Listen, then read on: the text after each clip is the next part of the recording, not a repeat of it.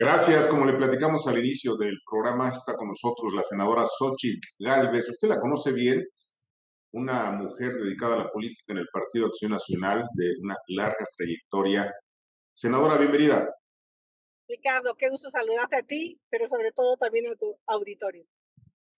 Senadora, pues al final el presidente se negó a darle el derecho de réplica, pero vamos por el principio, ¿le parece?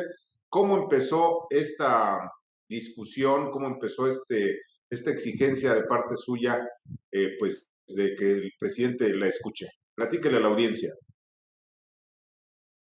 Mira, pues al principio del mes de diciembre yo participé en la Feria del Libro de Guadalajara y participé en una mesa para hablar de pobreza y yo me refería fundamentalmente al programa Jóvenes Construyendo el Futuro, donde lo que yo planteaba es que además del apoyo social, y dije reiteradamente que es absolutamente claro que debe de seguir, tendríamos que darle a los jóvenes algunas competencias laborales. Tendríamos que darles un idioma, inglés, tendríamos que apoyarles con clases de programación, habilidades digitales, y que una vez que acabaran la beca, estos elementos le iban a permitir a los jóvenes conseguir un empleo mucho mejor pagado, pero sobre todo, pues que tuvieran las herramientas para enfrentar el futuro. Hoy un joven que no habla inglés, que no sabe código, que no tiene habilidades digitales, pues difícilmente se puede integrar al mercado laboral. Tenemos enfrente el nearshoring en México, que podríamos tener un enorme potencial de crecimiento. Y eso es lo que yo dije. Pero el presidente, en lugar de eso, lo que dijo fue que yo había propuesto quitar la pensión de adultos mayores. Y es una cosa que nada tiene que ver una con la otra. Le pedí derecho de rectificación a su dicho. Le mandé una carta el 5 de diciembre y el 6 de diciembre lo que dijo es que no, que me fuera a otro lado, que él no me iba a dar derecho de réplica y que si presentaba una denuncia en la fiscalía, pues entonces él acataría el fallo. Y bueno, no era la fiscalía, era un amparo ante un juez para que hiciera valer la ley de derecho de réplica, porque la ley es muy clara, que están obligados quienes tienen un medio de comunicación, una agencia de noticias o quienes son emisores de información. Y la mañanera es un emisor de información y la mañanera para mí tiene actos de autoridad. Y efectivamente, el juez eh, me dio la razón y emitió un fallo la semana pasada donde obliga al presidente a que yo ejerza mi derecho de réplica en la mañanera. El presidente dice que haga yo mi propia mañanera. El presidente no entiende que la ley de derecho de réplica es en el lugar donde fuiste difamada, que es el caso que yo planteé. Y creo que esto abre una enorme posibilidad para mucha gente que le ha pasado lo mismo y que no ha encontrado un medio de defensa. A ver, pero ¿qué significa, senadora, que el presidente asuma que Palacio es algo así como su propiedad y que además no respete un mandato judicial? ¿Frente a qué estamos? De hecho, estoy pensando seriamente presentar una denuncia en COPRED por un tema de discriminación, porque el presidente dijo que se reservaba el derecho de admisión. Y eso es discriminación. No sé si alguien se lo habrá explicado al presidente, porque pues si no es un antro, ¿no? Tanto han criticado a algunos restaurantes que se reservan el derecho de admisión que hoy lo están haciendo desde Palacio Nacional. Me parece que es grave que el presidente sienta que el palacio es suyo.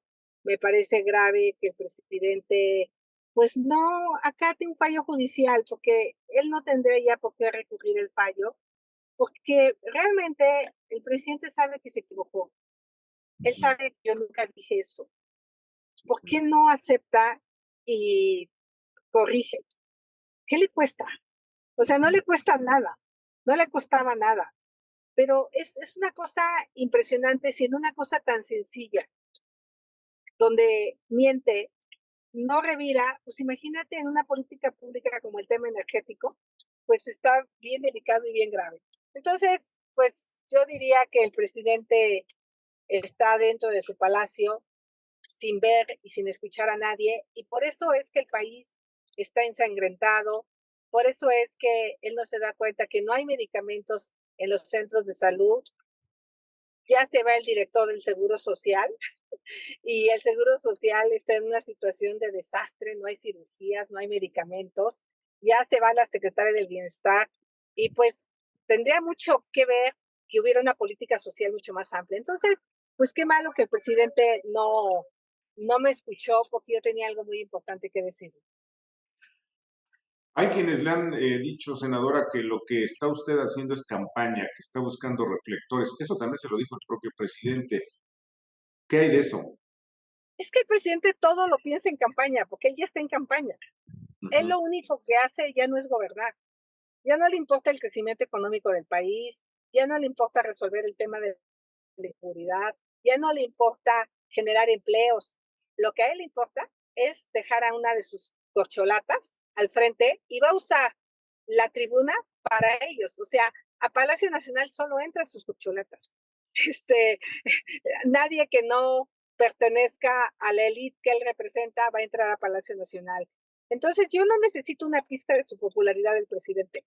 Cuando él fue a mi tierra en 2006, no lo conocía. Y yo estuve ahí con él en la zona del Valle del Mezquital, él como candidato en ese entonces de un partido distinto en el que yo estaba trabajando, pero pues hay ciertas costumbres y me pidieron que yo le recibiera y lo hice con muchísimo gusto. Y yo diría que en ese entonces el presidente se aprovechó de mi popularidad porque yo era mucho más popular en el Valle del Mezquital que él. Ahora, ¿qué va a hacer el Senado de la República? Es una institución que podría hacer algo para pues, defender a uno de los suyos. ¿Qué acciones tienen pensadas en el Senado de la República o simplemente lo van a dejar pasar? El Senado de la República está a servicio del presidente. Bastó que el presidente les dijera que no quería que salieran los comisionados del INAI, porque al presidente le molesta rendir cuentas, le molesta que se sepa de cuántos son los contratos que sus hijos, bueno, más bien los amigos de sus hijos han hecho en el sector, pues te diría yo, de Sedatu, donde han hecho varios parques, los amigos, y eso se supo gracias a los contratos. Hoy con el INAI sin funcionar, pues no hay riesgos que se conozcan más contratos. O sea, el presidente está en el mejor de los mundos y el Senado pues simplemente obedeció y no está dispuesto a nombrar a los comisionados del INAI, mucho menos estarían dispuestos a defender a una senadora a la que el presidente no le da el derecho de réplica. ¿De qué sirve entonces el Senado de la República, senadora?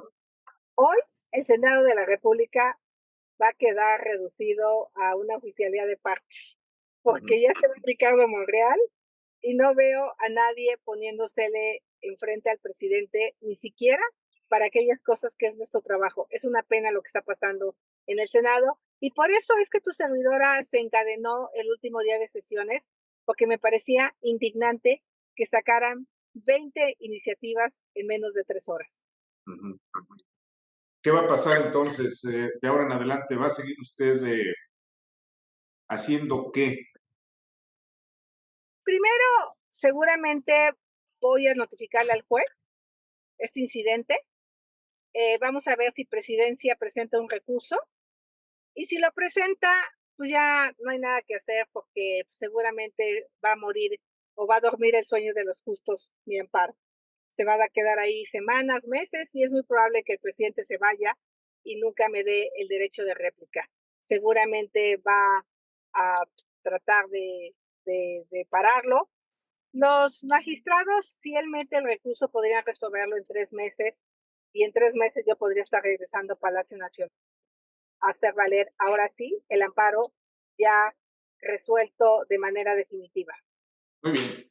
Se nos acabó el tiempo. En otro momento seguimos platicando, senadora Xóchitl Gálvez. Gracias. Un abrazo. Hasta luego. ¿Qué le parece? Una estupenda conversación. No se vaya, tenemos más.